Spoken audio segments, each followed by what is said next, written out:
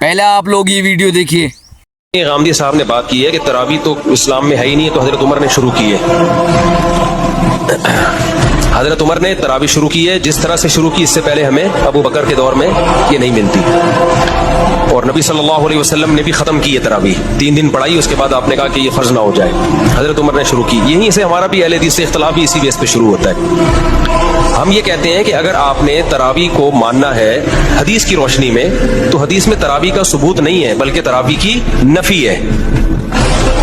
3 दिन पढ़ के आप सल्लल्लाहु अलैहि वसल्लम ने उसको क्या कर दिया? खत्म. तो आप भी खत्म करें.